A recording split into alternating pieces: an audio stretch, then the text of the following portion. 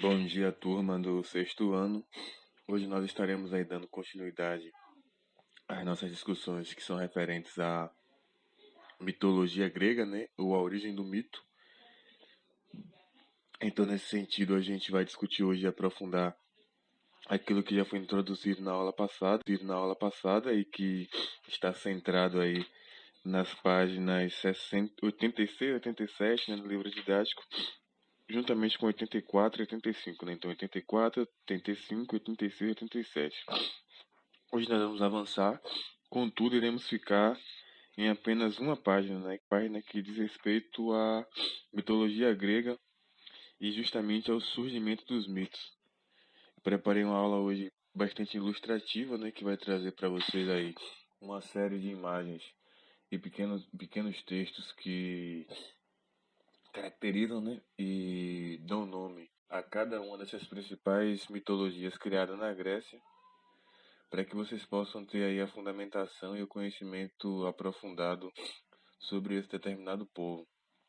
É importante que vocês percebam que grande parte da mitologia grega ainda está presente nos nossos dias atuais e a gente pode ter referências aí da mitologia grega em uma série desses exemplos que a gente vai citar aí no decorrer da aula. A princípio, é importante que vocês saibam que os gregos eles possuíam, né, uma enorme gama de deuses e deusas também, né? Então, há uma variação sexual bastante profunda também, instituição, né, desse panteão de deuses aí da mitologia grega e, segundo eles próprios, né, essas divindades eram vistas como criadoras ou responsáveis por toda a natureza, né? Então, lembra que na última aula nós falamos que os mitos, eles foram criados primeiramente para poder dar entendimento, né, a tudo aquilo que diz respeito ao mundo e tudo aquilo que o constitui, né? Então, esses deuses eles acabaram sendo criados pelos gregos, né? Claro que a gente fala criação no sentido de que os mitos, né, e os deuses são justamente forjados, né, através da interpretação da realidade dessas pessoas para poder dar justamente significado às ações e a tudo aquilo que ocorre, né, no mundo, seja no mundo natural, seja no mundo sobrenatural, ou seja no mundo dos humanos, né, o mundo social. Nesse sentido, o livro ele cita, né, a princípio três divindades, né, que são o Atropos, o Cloto e a Láquesis, né, que eram irmãs e controlavam justamente a duração dos seres humanos. É claro que a gente vai citar alguns outros para que vocês também tenham aí uma dimensão maior do que está sendo discutido. Além disso, né, a mitologia grega ela faz vários relatos, né, de que todas as habilidades e todos os conhecimentos humanos ele eram oriundos dos deuses, inclusive isso vai fundamentar a origem de outros mitos, né, que são os mitos como Hércules, como Aquiles, por exemplo. E de acordo com os próprios gregos, né, essas divindades elas eram uma espécie de eita, não vai sair não. Antropomórficas, né, que justamente significa que elas eram imortais, né, e detinham elevados poderes aí para poder realizar suas vontades. Coisas que vocês também vão ver quando eu descrever cada uma delas. É importante destacar que todas eram dotadas de características humanas, ou seja, elas tinham ódio, né, e mantinham relações amorosas e cultivavam intrigas. Sobre essas características humanas, a gente pode citar aí para poder fundamentar nossa aula o filósofo inglês David Hume, né, que escreve um livro, se eu não me engano, em 1794, eu não lembro exatamente o ano que o livro é escrito. O nome do livro é História Natural da Religião, onde esse autor, né, o David Hume, constrói uma argumentação para poder explicar a origem justamente desses deuses, né, que foram criados aí no mundo antigo. E o Hume, né, ele vai dizer que a principal característica das divindades antigas, né, do mundo antigo, é justamente fundamentada no que a literatura, o português, a gramática, vai chamar de presopopeia, né? O que é a presopopeia? Eu acho que vocês devem estudar isso com a professora Bruna, mas é quando você atribui uma característica humano a algo que não é humano, né? Então você pode atribuir a característica humana à cama, por exemplo. Fala, nossa, essa cama ela é muito carinhosa comigo, pois ela faz meu corpo dormir de forma bastante confortável. A gente sabe muito bem que ser carinhoso é uma característica atribuída aos seres humanos e não à cama. A gente pode falar também que a chuva é muito má porque a chuva destruiu a plantação de milho que iria fortalecer a colheita e ajudar a minha família a se desenvolver aí na sua agricultura. A chuva não é gente para ser boa ou má.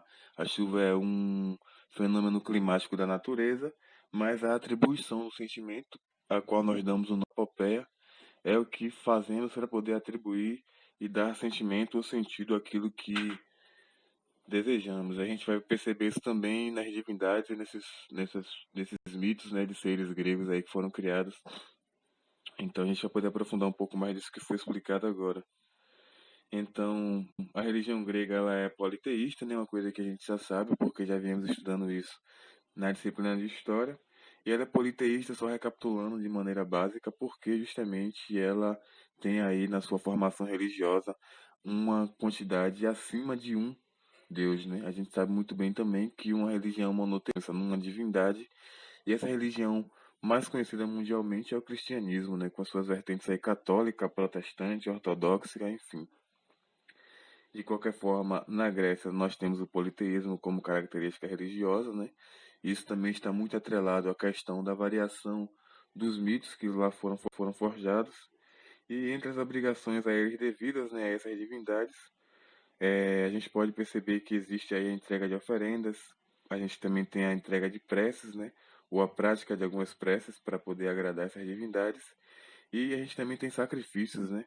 Que podem ser destacados aí, por exemplo, na própria Grécia, uma grande quantidade de santuários, né? Onde eram realizados esses sacrifícios, ou de humanos ou de animais. E aí a gente também pode consultar, né, na verdade, dentro desses espaços, dentro desses santuários, o que na religião grega, né, na mitologia, é conhecido como Delfos, né?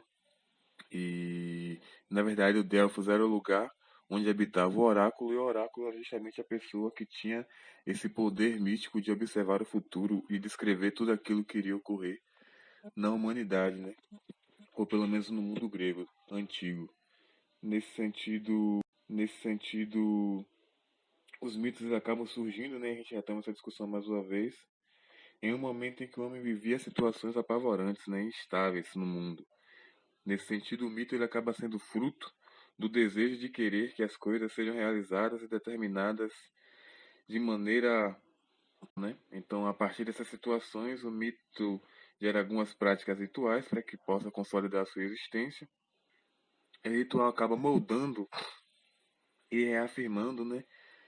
Dando vigor, dando vida a esses mitos. Percebam que o mito ele constrói, ele forja um ritual, uma prática, né, uma coisa que está forjada em si para si. Ou seja, eu construo uma ideia, eu construo uma representação daquilo que significa algo da natureza, eu construo práticas para legitimar aquilo que eu estou acreditando, né? Então eu faço com que aquilo se torne realidade através da minha prática e através da minha crença, e isso cada vez mais encoraja e agrega valor àquilo que eu criei mediante a minha imaginação ou a minha necessidade de interpretação.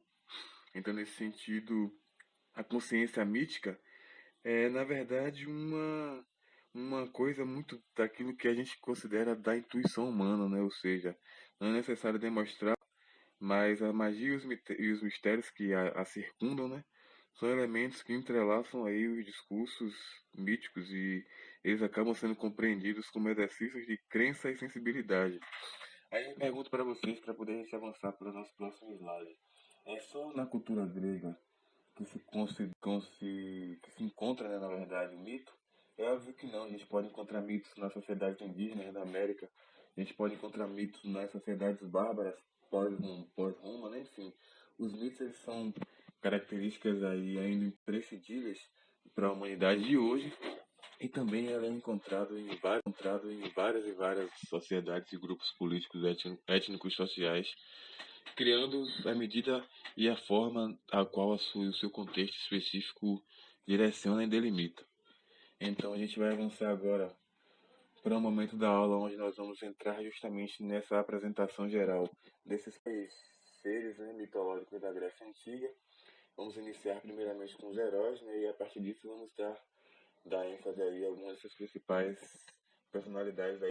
Então, turma, no nosso segundo slide, né, que tem como título aí os principais seres mitológicos da Grécia Antiga, a gente inicia nossa série de apresentações, né, dessas personalidades mitológicas aí da Grécia, trazendo, né, a figura de dois principais personagens aí desse panteão, né, de heróis gregos.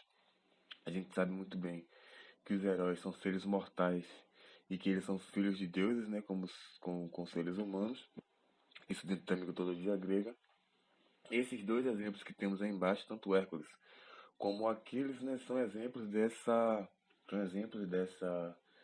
relação que foi estabelecida entre seres mortais, né, e que são os humanos, e seres não mortais, que são as divindades. Então, falando especificamente do Hércules, ele é um herói da mitologia grego-romana, e ele é um filho, né, tanto dos Zeus como da mortal Alcema, né, Alcmena, na própria interpretação e leitura grega do nome. Então, o Hércules ele ficou conhecido por sua força, né, incomum, e pela dose de atividades que fez para se redimir.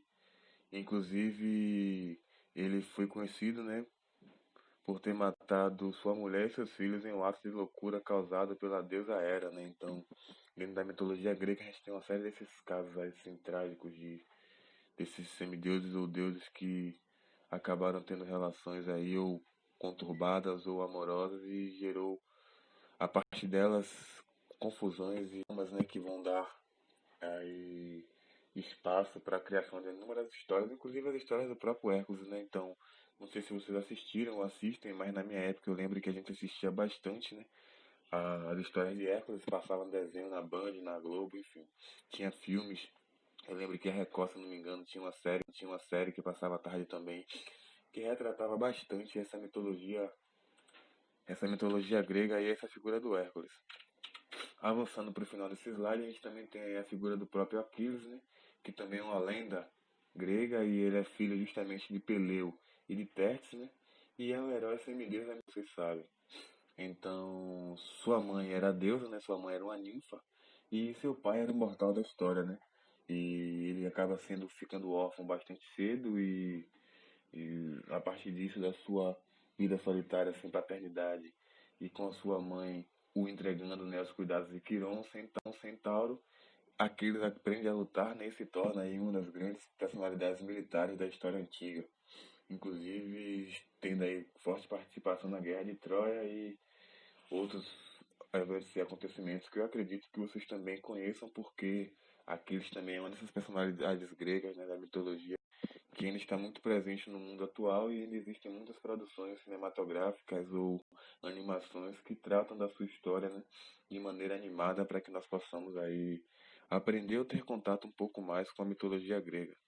Então, turma, já no nosso terceiro slide, né, que tem aí como centralidade a figura das ninfas, né, que são seres femininos que habitavam os campos e bosques, né, levando alegria e felicidade. Inclusive, a gente citou no slide passado uma ninfa, né, que é justamente a mãe do Aquiles. E aí, sobre elas, a gente pode destacar que elas são figuras mitológicas que pertencem a categoria, na verdade, de espíritos da natureza, né, e estão aí justamente centralizadas nas figuras das mulheres, né, e também ligadas fortemente à questão de elementos naturais. Os gregos, né, acreditavam que elas viviam nos lagos, nas montanhas, nos campos e bosques, né, sendo elas as responsáveis, inclusive, por levar a felicidade e a alegria das pessoas. Então aí temos talvez a função dessas ninfas para a comunidade grega. Elas também eram a personificação da graça, né, da fertilidade, da natureza, bem como suas características de fecundidade. Por exemplo, o significado da palavra ninfa, né, pode ser bem variado e entre eles podemos encontrar noiva ou até mesmo botão de rosa. Então, existe inclusive uma classificação, né, de dessas espécies de ninfas, sendo elas as ninfas epigéias, como também tem as atríades, as oréades, as auloníades as napéias, enfim. Tem uma série de variação dessas ninfas, né? Temos também as agronomídeas ou agrônomos, temos as ninfas elais ou hélias, enfim.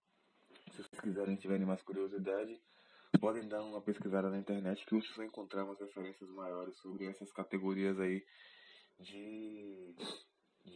como é que eu posso dizer, de espíritos da natureza que compõem esse panteão grego. Já aqui no nosso quarto slide, né, nós temos a figura do sátiro, né, primeiramente, e a gente vai discutir a sua representação e o seu significado dentro da cultura grega.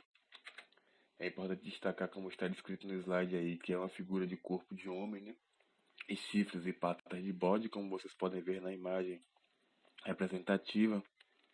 E esse sátiro é justamente, como é que eu posso descrever para vocês? O sátiro, ele é justamente uma figura, né, que mostra o quão rico e quão fértil e criativo é o imaginário das pessoas que fazem parte e que construíram essas lendas, né, da mitologia grega. Então, eles são muito confundidos hoje, né, na cultura popular. Essa confusão acontece porque ambos estão relacionados ao culto do vinho, né? E então estão também relacionados ao deus Baco ou Dionísio. E essa confusão ela está muito centrada justamente tanto no sátiro como também no Bauros, né, que é na verdade no Fauno, que é uma figura também que dentro da mitologia grega se assemelha muito a essa mesma imagem do sátiro. Vamos manter o foco somente no sátiro. Dessa forma, para ficar claro, é importante destacar que os sátiros, são considerados divindades menores da natureza, né? E eles possuem justamente esse aspecto físico de homens, com pernas e caudas e orelha de bode ou de cabrito. E eles são sempre figuras masculinas, né? Que possuem chifres, tetas e narizes achatados e barbas longas, né? Então, eles recebem de oferendas justamente o pinho, né? E a oliveira, mesmo sendo seres divinos, eles não eram imortais, né? Então eles podiam ser mortos através de qualquer tipo de golpe físico que fossem encabeçados em seu corpo. Esses seres eles viviam principalmente nos bosques e nos campos, né? E frequentemente se relacionavam com as ninfas. As relações mais comuns eram com as mênades, que juntavam-se com eles para realizar o cortejo de Dionísio, né? Então, aí, outra curiosidade sobre os sátiros, para terminar a falar sobre eles, é que na mitologia grega, eles eram seres de grande potencial sexual, né? Justamente por isso os sátiros eram às vezes retratados apresentando uma ereção, né? É colocado uma imagem dessa para que vocês assistissem no slide, mas eu não vou fazer isso porque é uma discussão que eu preciso estar perto para que não se torne algo, para que não se torne chacota, palhaçada ou brincadeira. Preferi manter uma imagem normal, mas dentro da mitologia grega essa é também uma das suas principais representações. Já os centauros, né, que tinha um corpo formado por uma metade de homem e a outra metade de cavalo, ele vivia, né, entre as éguas da Magnésia, né, cujas patrancas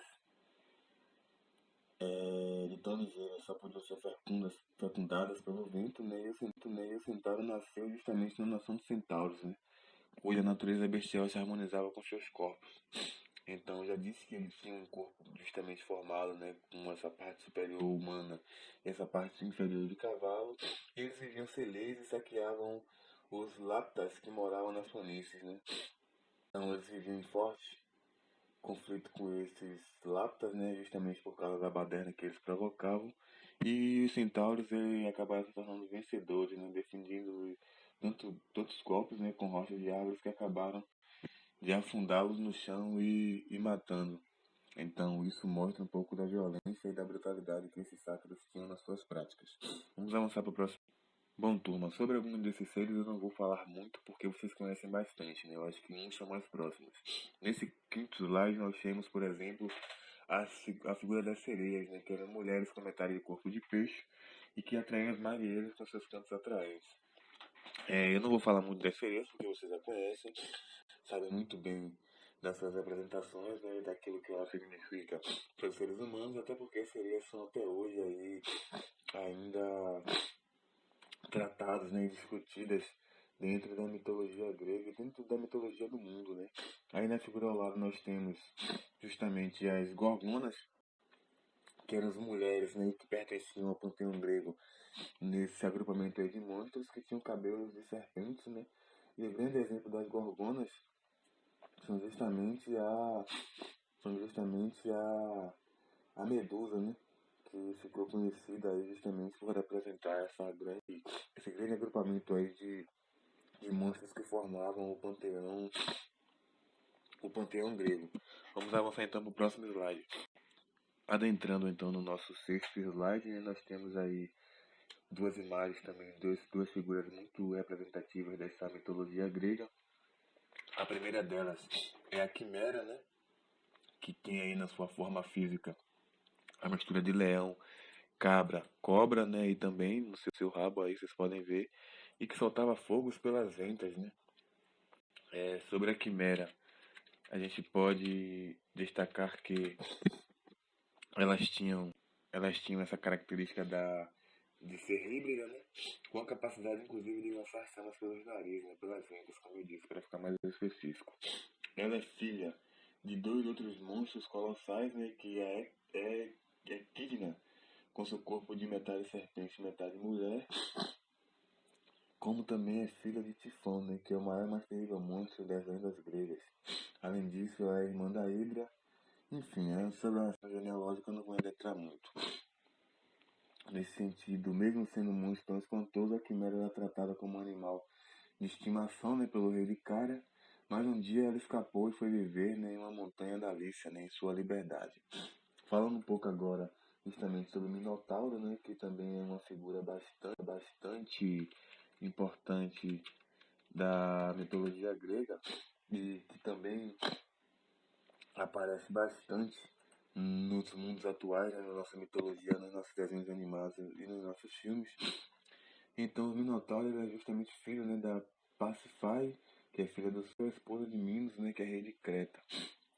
É importante destacar que os Minotauros são bastante conhecidos pela sua habilidade, né, e após justamente a sua característica de ser bastante brincalhão com os humanos, né?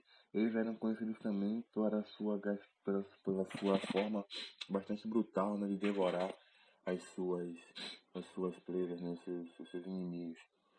Então, é importante destacar que esses minotauros ficaram conhecidos justamente por causa da sua força, né, e pelas suas participações aí no que diz respeito às questões militares lá na Grécia. Vamos avançar para o próximo. Então, nesse nosso próximo slide temos aí o Pegasus, né, que é o cavalo alado, símbolo da imortalidade que nasce do sangue da Medusa, né, quando ela foi decapitada pelo Perseu aí, que é uma outra história da mitologia grega. A gente sabe muito bem que o Pegasus é um animal com asas, né, e corpo de cavalo e bastante amigo, né, e participa inteiramente de todas as histórias a qual Hércules está presente na mitologia grega. Ele também é bastante conhecido por nós, não vou me aprofundar muito. Já falando sobre as Gréias, que são as velhas mulheres, né, que quando vieram ao mundo já eram velhas, e que possuíam só o olho e só um dente, né. Então era bastante comum que andassem em três e elas se serviam alternadamente, né? Então vocês podem ver na imagem, inclusive, que uma das três, né, está segurando o olho e a outra está ajudando, né, o arregalando para que ela possa encaixar. Elas viviam no extremo oriente grego, né, no país da noite, onde o sol nunca se resplandecia, né? Isso aí marca um pouco das características dessas greias. Vamos avançar para o próximo slide.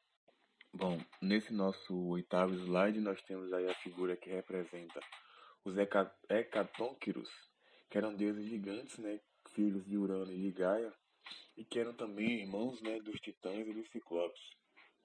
Eles possuíam aí 100 braços e 50 cabeças, e esses seres eles foram libertos, né, do ventre de Gaia por Cronos, que após o semear poder, né, entre os deuses, trancou os Hecatonquíros no Tártaro, uma espécie de inferno que ficava aí abaixo do mar, né?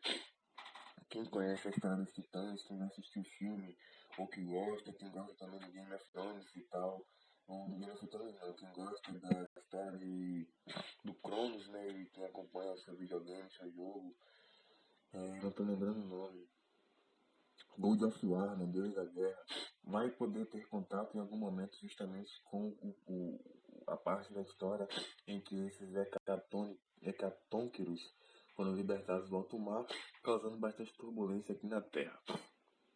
Vamos então para o slide 9. Então, turma, no nosso nono slide, a gente tem aí figuras da arpia e dos grifos. Desculpa, que eu acredito que vocês também já conheçam, né? Porque eles estão bem presentes tanto nos jogos de RPG como também nos filmes que retratam a mitologia grega antiga. As arpias são criaturas representadas como aves de rapina, né, com rosto de mulheres feias e que são bastante aí agressivas, né, que justamente por terem essa característica agressiva, elas eram bastante inimigas, né, dos humanos. Mas também temos aí a figura dos grifos, né, que eram animais com corpos de leão e com cabeça de águia, que eram também bastante conhecidos, né, pela sua característica e pelo seu ar de nobreza, né, pela sua presença bastante e com sua postura bastante rica, né, e com um aspecto aí bastante, eu vou repetir a palavra nobre, né, mas é justamente isso que eu queria descrever para vocês, e que dentro da tradição, né, eles colocavam como guardião, né, dos ouros do norte, né? Então eles também têm essa característica aí da, da disposição militar, né? Da atuação militar, servindo como um dos guardas do ouro do norte, que era também dentro da mitologia grega aí bastante representativo dessa riqueza que existia nesse mundo figurado, né? Das divindades e dos monstros e dos seres da natureza. Vamos para o slide 10.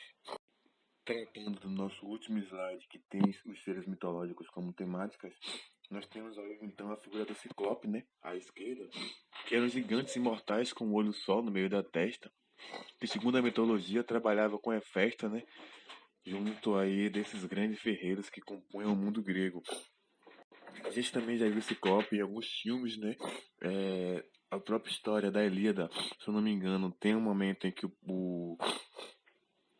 o Hefesto enfrenta, né, o Poseidon, se eu não me engano. O Poseidon não, gente, o Ciclope, furando o seu olho, enfim. São coisas que eu não estou me aprofundando muito, porque eu já citei para vocês em algumas aulas alguns desses personagens, como também eu acho que vocês conhecem muitos deles, porque eles estão presentes na mitologia aí atual, que são bastante destacados nos filmes aí, e na grande produção audiovisual. Por último, nós vamos citar então a figura do Tifão, que é filha de Gaia, né? A deusa o titã da terra, e que justamente para vingar-se justamente dessa derrota, né, dos seus filhos, os titãs ele unem-se em Tártaro, né, gerando o Tifão, né, que é justamente aí uma coisa criada a partir dessa união dos titãs. E o Tifão ele serve, né, para representar justamente a personificação do terremoto e dos ventos fortes, né? Eu trouxe isso nesse último slide para vocês relembrarem daquela coisa da presopopeia que a gente trouxe aí no nosso começo da aula, para que vocês entendam e percebam como foi atribuída na mitologia grega essa personificação e essas características que também são naturais, né, da natureza, essas divindades ou monstros da mitologia. Vamos então para o nosso próximo slide. Então, turma, adentrando no nosso 11º slide, que já trata dessa vez dessas divindades do panteão grego, a gente traz primeiro a deusa Réa, né, que era uma titã filha de Urano e Gaia, que se casou com seu irmão Cronos e sua mãe Deméter, Hades e Poseidon, Yara e Hestia, né, e Zeus. E ela também é conhecida como a mãe dos deuses, por ser uma mãe de todos os deuses do Olimpo, e também conhecida como a deusa da fertilidade. Então Zeus é esse segundo deus importante da mitologia grega, né, digamos assim, originário dos outros, e é também conhecido como deus de todos os deuses e dos homens, e é conhecido também como senhor do Monte Olimpo. Então a tempestade representava sua fúria, né, e sua arma era o raio, e sua ave, a águia, que é o animal que costumava se transformar, né, quando necessário, é o animal que representa também. Ele teve diversas esposas, né, e casas com deusas, ninfas e humanas, e tendo também vários filhos semideuses, né? Inclusive o Hércules que a gente já citou. Vamos pro próximo slide. Então, no nosso 12º slide, nós temos aí a figura de Hera à esquerda, que foi uma das irmãs e também esposa de Zeus, né? E ela foi também considerada a rainha do Olimpo. Hera é a deusa do matrimônio, né, do parto e da família, e ela é considerada também extremamente ciumenta, vingativa e com as amantes, né, do marido e dos seus filhos. E Zeus também é um dos seus principais aí parceiros, sendo ele um dos principais deuses junto de Hera, na verdade sendo um dos principais casais formadores aí do panteão grego. Ao lado de Hera nós temos a figura do Poseidon, que é conhecido como deus dos mares, né, irmão de Zeus e Hades, e o Poseidon é o conhecido justamente como deus do oceano, né? Então ele morava em seu palácio no fundo do mar e junto com a sua esposa a Arfitrite, né, gerou aí todo o reino que a gente conhece aí, formador da mitologia marítima. Ele, com o movimento do tridente, ele conseguia causar terremotos e tsunamis, né?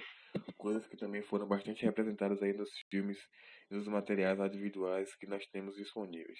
Vamos ao próximo slide. No slide 13 nós temos a figura de Ares, que é o deus grego da guerra, filho de Deus, de Zeus e de Hera. E quando as pessoas estavam perto dele, elas sentiam raiva e vontade de bater nas outras, né? Essa é uma das suas principais características aí. Ares foi um dos amantes de Afrodite, a deusa da beleza e do amor. Ao lado dele nós temos a figura do Apolo, que era conhecido como deus da beleza, da juventude, da luz e das artes, né? Ele também era filho de Leto e de Zeus, e Apolo é associado ao sol, né, e ao pastoreio. Então, embora ele não fosse considerado um bom esportista, era um arqueiro de grande habilidade, né? Percebam, gente, que vocês estão vendo aí casamento de deuses com deuses, deusas com deuses iguais, enfim. O que eu quero destacar para vocês é que eles não tinham uma concepção de família, muito menos de sexualidade que nós temos hoje. É importante destacar que é uma outra concepção de mundo a qual só os deuses podem partilhar e vivenciar de coisas semelhantes, mesmo tendo casos e situações que os seres humanos também partilhavam e igualavam as ações dos deuses. Então, no nosso 14º slide, nós temos a figura de Artemis, que é a deusa grega da floresta e da caça, né, que também é filha de Zeus e irmã gêmea de Apolo. E Artemis era apaixonada por Órion, né, que era filho de Poseidon, pois ele também era caçador como ela. Isso mostra justamente o motivo e a fundamentação da sua paixão. A Atena, que está do lado, era a deusa da sabedoria e da serenidade, né, protetora da cidade de Atenas, imbatível na guerra, né, nem mesmo Ares lhe era páreo. E enquanto na verdade, enquanto ele só prezava a guerra, né, violenta e secundária, a Atena era extremamente estratégica. Nela vocês podem encontrar a sua história totalmente concentrada num anime, né, Cavaleiros do Zodíaco, que conta a história das batalhas vivenciadas por Atenas e também dos cavaleiros que era considerado aí os seus protetores e os seus principais escudeiros, né? Vamos ao próximo slide. No nosso 15º slide, antepenúltimo, nós temos aí a figura da Afrodite, né, que era a deusa do amor, da beleza e do sexo. E a Afrodite é a mais bela das deusas, né, na mitologia romana. Nesse caso, estamos falando da mitologia romana. E ela também é conhecida como Vênus, né? Então ela nasceu quando Cronos cortou um dos seus testículos, né, de Urano, na verdade, e o arremessou ao mar. Então, da espuma que surgiu da alma, ergueu-se uma virgem Afrodite, né, a mais linda de todas. Ao lado dela nós temos a figura de Hefesto, que era filho de Zeus e Hera, e ele nasceu tão feio, né, que foi rejeitado pela mãe e jogado do alto do Monte Olimpo. Então, por essa razão, Deus tornou-se a representação da feiura, né? E os vulcões são o que na natureza ele representa. Ele tem aí como poder a devastação do fogo, no entanto, ele também tinha a magia da transformação do metal como obra de arte.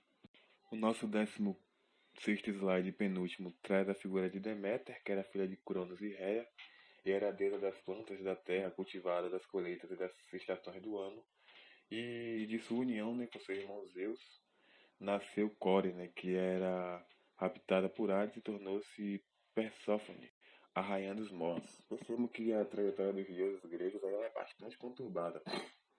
Logo ao lado nós temos Hades, né, que era o deus das almas dos mortos, do cemitério e do mundo subterrâneo, né? Também é responsável aí por grandes façanhas contra Zeus. E o Hades é conhecido por querer tomar, né, o lugar de Zeus lá no, na parte superior do panteão grego, né, na parte dos céus onde habitava somente aqueles que tinham moral e respeito para vivenciar e também habitar os espaços que Zeus habitava. E por último, para encerrar nossa aula, nós temos a figura de Dionísio, né, que era o deus do vinho, das farras e da loucura, que era filho de Zeus, né, e de Semele, que era a princesa de Teba.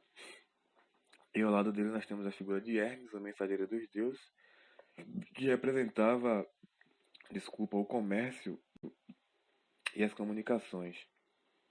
Os filhos de Zeus com a deusa Maia era esperto e rápido, né? Estava sempre a serviço de Zeus e também conduzia a alma dos mortos até o submundo de Hades.